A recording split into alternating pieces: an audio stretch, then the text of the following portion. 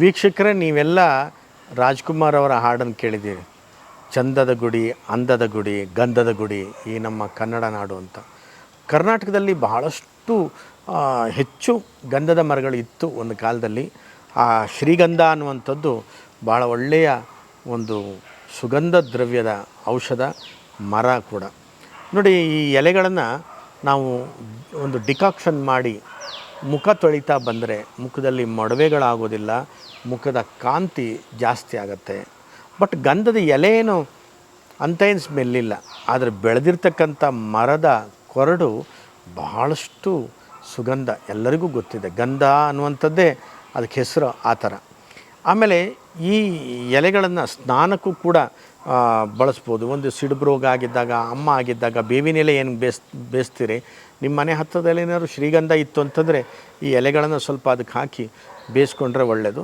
ದಿನನಿತ್ಯ ಸಿಗ್ತದೆ ಅಂತಂದರೂ ಕೂಡ ನಿಮಗೆ ಮುಖ ತೊಳಿಲಿಕ್ಕೆ ಈ ಡಿಕಾಕ್ಷನ್ನ ಮಾಡ್ಕೋಬೋದು.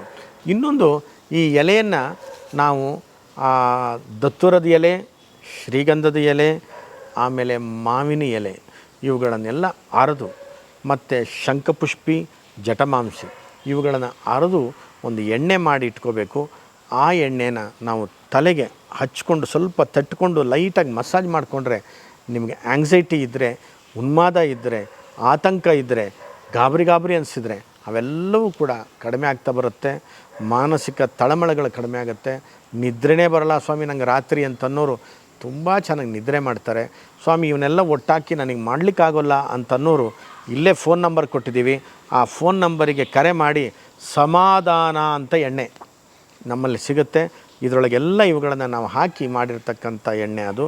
ಈ ಸಮಾಧಾನ ಎಣ್ಣೆಯನ್ನು ನೀವು ಮನೆಗೆ ತಗೊಂಡು ಹೋಗಿಬಿಟ್ಟು ಆರಾಮಾಗಿ ಬಳಸ್ಕೊಳ್ಳಿ. ಹೇಗೆ ಅಂತಂದರೆ ಸಂಜೆ ಒಂದು 6-7 ಗಂಟೆಗೆ ಒಂದು 3 ಚಮಚ ಆಗೋಷ್ಟು ಚೆನ್ನಾಗಿ ಹಚ್ಚಿ ಬೆರಳಲ್ಲೇ ಮಸಾಜ್ ಮಾಡ್ಕೊಳ್ಳಿ. ಆಮೇಲೆ ಒಂದು 10 ನಿಮಿಷ ಕಣ್ಣು ಮುಚ್ಕೊಂಡು ಧ್ಯಾನ ಮಾಡಿ.